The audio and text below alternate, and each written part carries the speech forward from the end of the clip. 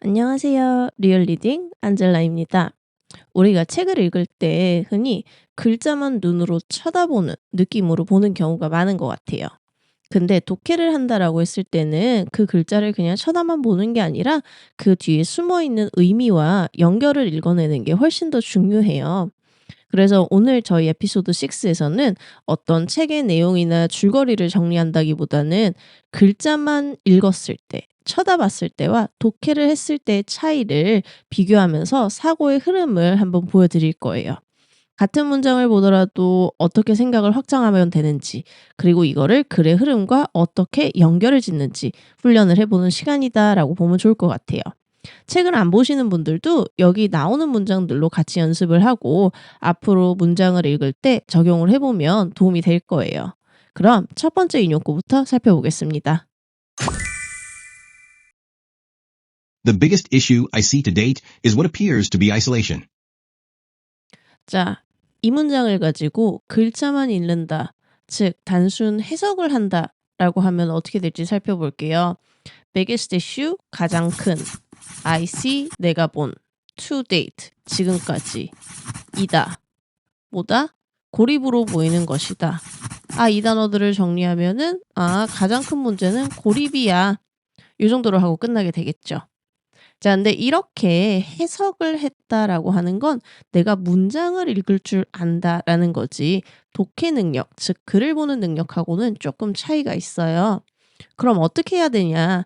여기서부터는 그런 점을 고려하면서 이게 글이다, 문장 하나로 끝나는 게 아니다라는 걸 인지를 해야 돼요. 그래서 우리가 여기서 앞에서 읽었던 내용들, 작가가 의도하는 게 뭔지 그런 부분들을 파악하는 과정이 들어가야 된답니다. 자, 그러면 여기서 왜 고립이라는 단어가 나왔을까? 라이너스가 왜 굳이 이런 대사를 하게 작가는 했을까? 라고 고민을 했을 때 앞의 내용을 우리가 떠올려 보면은 마을 사람들은 정부 보조금 때문에 침묵을 하고 아이들은 섬을 떠날 수도 없어요. 이건 단순히 혼자 고립의 수준이 아니라 사회적으로 차단이 되는 제도적으로 배제된 상태를 보여준다라고 볼 수 있어요. 우리가 앞에서 에피소드 4에서 언급했듯이 그런 큰 글의 주제, 고유성, 존중, 그리고 고립에서 연결, 소속감까지 이런 키워드들을 생각을 해봐요. 그렇게 이해를 하게 된다면 이 한 문장은 단순히 현재 상황을 보고하고 있는 그런 문장이 아니라 아이들의 현실을 집약적으로 드러내는 핵심 문장이다라는 걸 볼 수 있을 거예요. 즉, 여기서 고립이라는 키워드를 잡고 읽으면 에피소드 6에서 이어질 사건들이 다 고립에서 연결로 흐르는 과정으로 이제 볼 수 있게 된다라는 거죠. 그럼 지금부터는 사회적 고립이 아이들에게 개인적으로는 어떻게 드러나는지 한번 살펴볼게요. 첫 번째는 Sal의 예시입니다. The closet helped me feel small. I wasn't ready to be bigger yet. 자, 여기서도 그냥 번역을 하면 The closet helped me feel small. 옷장이 나를 작게 만들어줬어. I wasn't ready to be bigger yet. 나는 아직 더 커질 준비가 안 됐어. 이게 끝이에요. 겉으로는 단순한 공간 이야기, 얘는 좁은 데를 좋아하나? 이런 정도로 생각할 수 있어요. 근데 한 단계 더 생각을 해보면 여기서 작게 살고 싶다라는 건 단순히 이런 좁은 공간이 좋다라는 뜻이 아니죠. 쌀은 세상 앞에 나서는 게 두렵고 평가받고 상처받을까 봐 자기 존재 자체를 작게 만들고 싶었던 거죠. 여기서의 클로셋은 단순한 장소가 아니라 어떻게 보면 심리적인 방패막이었던 겁니다. 자, 이제 조금 더 주제와 확장을 해볼게요. 우리 아까 주제, 고립에서 세상과의 연결이 있었죠?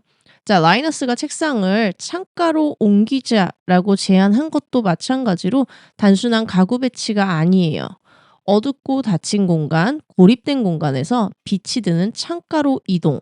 이거는 즉, 자기 고립을 벗어나서 세상과 연결이 될 준비를 시작해보자 라고 하는 상징적인 장면으로 볼 수 있습니다. 자, 그렇다면 쌀이 정말로 세상과 연결이 될 수 있을까요? 의외의 존재, 바로 라이너스의 고양이가 그거를 보여줍니다. 다음 장면 넘어가 볼게요.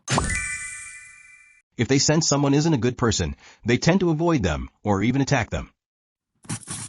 자, 라이너스는 고양이에 대해서 설명을 합니다. 고양이는 나쁜 사람을 피하거나 공격한다. 그냥 읽으면 동물의 습성 이야기죠. 근데 중요한 건 이거예요. 이 고양이가 쌀의 곁을 떠나지를 않아요. 쌀은 항상 자신이 문제아라고 믿었는데 고양이는 오히려 애정 표현을 하는 걸 볼 수 있어요. 이건 뭐예요? 쌀이 자기가 생각하는 이미지와 실제 주변의 인식이 다르다라는 걸 보여준다라고도 볼 수 있죠. 즉, 이 장면은 단순한 귀여운 고양이에 엮인 에피소드가 아닙니다. 캘리오프가 곁을 지킨다는 건 쌀이 본질적으로 신뢰받을 수 있고 선한 사람이라는 증거가 되겠죠. 동물을 매개로 한 이 신뢰는 쌀이 결국은 세상과 연결이 될 수 있다라는 가능성을 보여준다라고도 볼 수 있습니다.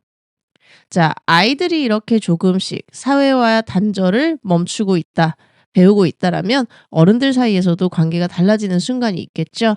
바로 아서와 라이너스의 사이입니다. 다음 장면은 아서의 선물 장면이에요. It's about the joy that someone is thinking of you. 자, 단어 매칭 먼저 가볼까요? It's about, 그것은 무엇에 관한 것이다. The joy, 기쁨. That someone is thinking of you, 누군가가 당신을 생각하고 있다는 것. 즉, 선물은 누군가가 당신을 생각하고 있다는 기쁨에 관한 것이다. 단순히 선물이라는 것의 예쁜 정의 문장 정도로만 이해가 될 수 있어요. 근데 자, 한 단계 더 들어가 볼까요? 지금 이 말을 듣고 있는 사람은 우리의 라이너스입니다. 그는 평생 선물 같은 거는 거의 받아본 적이 없는 아주 외로운 사람이에요.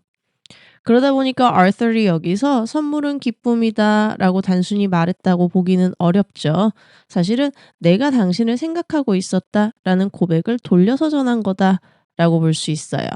즉, 단순히 야, 선물은 이런 거야 라고 정의를 내려주는 문장이 아니고요. 이 둘 사이의 관계가 깊어지는 감정적인 순간을 드러내게 된다라고 볼 수 있죠. 그래서 정리를 해보자면 글자만 읽는다면 그냥 선물은 누군가가 당신을 생각하고 있다는 기쁨에 관한 것이다 라는 사전식의 정의로만 들릴 수 있다라면 독해를 했을 때는 아서이 라이너스에게 당신은 혼자가 아니다 라고 늘 내가 생각을 해왔다 라고 전하는 고백으로 볼 수 있겠습니다. 이렇게 라이너스가 아서과의 관계 속에서 연결고리를 느끼게 되면서요, 용기가 생겨요. 이제 아이들과 세상 전체를 연결하려는 큰 제안을 하게 됩니다. 우리 외출 제안 문장도 한번 같이 볼게요. I think we should take the children on an outing off the island. 자, 글자 그대로만 보면 아이들을 외출시키자 하는 제안이에요. 그냥 단순 행동이죠. 내 맥락을 생각을 해보면 이 아이들은 현재 이 섬에서 철저하게 갇혀서 살아왔습니다. 그래서 이러한 제안은 단순 외출을 이야기한다라기보다는 지금까지의 이 고립된 구조를 한번 깨보자, 세상과 우리가 직접 연결해보자라고 하는 첫걸음이다라고 볼 수 있어요. 어떻게 보면 우리가 오늘 다룬 모든 장면들 중에서 가장 중요한 전환점이 된다라고 볼 수 있어요. 고립에서 연결로 이동하는 첫 번째 실제 행동이기 때문이죠. 라이너스는 여기에서 단순히 상부에 보고하는 관리자라는 역할에서 아이들과 세상을 연결해주고자 하는 보호자의 위치로 변하는 것을 볼 수 있습니다. 아마 글자 그대로만 따라갔다면 이 장면을 그냥 외출 제한 정도로만 봤을 수도 있어요. 앞뒤 맥락을 파악하기가 시간이 없고 여유가 없다라면 그럴 수도 있겠죠. 근데 조금만 더 상징을 읽어내려보면 이것이 아이들의 세계를 넓히는 첫 발걸음이고 라이너스 자신이 변하고 있다라는 신호임을 확인할 수 있습니다. 결국 저희가 오늘 본 것들은요, 단순히 여러 가지 사건 나열이 아니라 고립된 아이들과 어른들이 하나씩 세상과 연결되는 과정을 보여주는 것이다 라고 볼 수 있을 것 같아요. 오늘 이렇게 저희는 글자만 읽기와 독해하기의 차이를 여러 장면을 통해서 살펴봤어요. 쌀의 클로젯 대사, 캘리오프와의 신뢰, 아서의 선물, 그리고 외출 제한. 자, 이 모든 것들은 글자만 보면 단순 사건이지만 독해를 해보면 고립과 연결이라는 큰 주제 속에서 다시 의미가 살아난다라는 걸 우리가 확인을 했죠.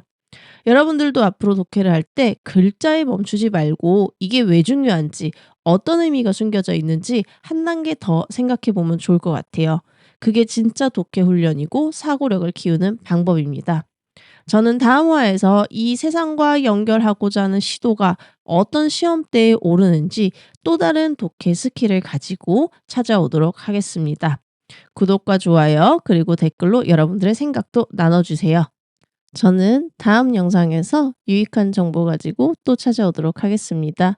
감사합니다.